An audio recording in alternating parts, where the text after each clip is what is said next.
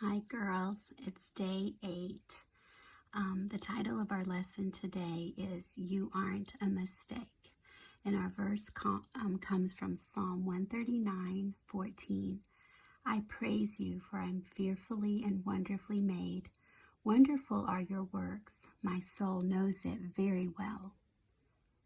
I like it when TV ads remind us to believe in ourselves and be confident we can do anything we want to do.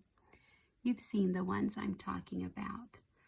A TV star sits awkwardly on the arm of the couch and says into the camera, "You know those dreams you have? You can do them. Believe in yourself." And then there's the little tune, the little jingle, and the star crosses the screen. The more you know, people, the more you know. And there's one thing that I know. I shouldn't believe in me, at least not in the way those commercials are talking about. I've been me long enough to know that I'm not someone to be believed in. What I mean by that is I mess up. I hurt people's feelings. I care too much about some things and not enough about others. I get lost. Sometimes I'm late. I'm not perfect. And I don't want to put my hope or trust into someone who's as faulty as me. So while I'm grateful for what the TV star and the ads are saying, I don't think it's totally true. I believe in the me that God made and in the me that God can make. I believe He's made me on purpose and didn't make any mistakes when it came to my creation. And that makes me feel brave. And that's the place where I find my courage, knowing that while I make mistakes, I'm not a mistake. Let me repeat that, girls. Even though I make mistakes, I am not a mistake. This is where you can find courage too. Maybe your parents never got married, or maybe you were born without the ability to hear or see. Maybe you're missing a limb. Whatever it is, you aren't a mistake. God doesn't make mistakes. I know my tendencies and my fears, and I also know my gifts and hopes. It's where those meet that I often find God cheering me on to make brave choices. We can be confident in how God made us because His Word says that we are fearfully and wonderfully made. But we can't do this life or be brave on our own. I really appreciated today's lesson because I know that's something that we all struggle with.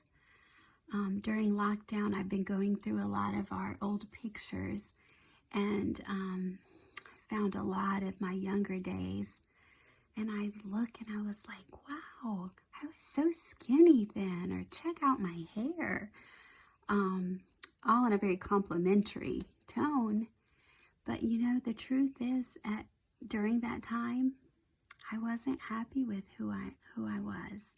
So being content with who we are and accepting who we are is not based on what we look like, how good we are at doing certain things, how capable or smart. It's an attitude. And it's another step of faith and obedience and taking God at His word. God's word says, I'm fearfully and wonderfully made, and that my soul knoweth well. That's a very foundational step that we need to take, especially as women, to accept who we are the way that we are. I have a loud sneeze and a goofy laugh and a baby voice sometimes on the phone.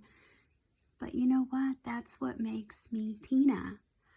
That and a bunch of other stuff too. But my point is, let's not pick ourselves apart and find the faults. Let's appreciate who God made us to be.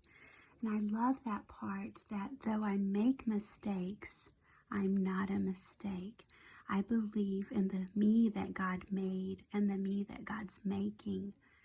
You know, we say often in young adults or in youth that This is a process. We're a work in progress.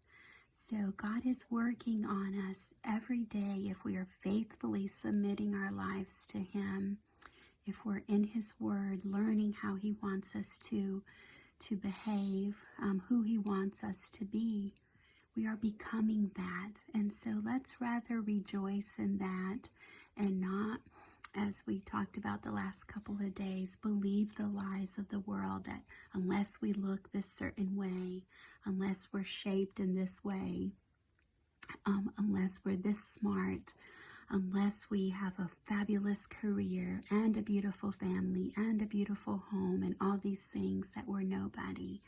Guys, that's not true. So just believe in who God made you to be and be grateful for that. I know that I love you for who you are, and I'm so thankful to have the privilege of knowing each of you. It's one of the joys of my life. So have a lekker rest of the day, and I'll send you another message tomorrow. Love to hear from you. Bye, girls.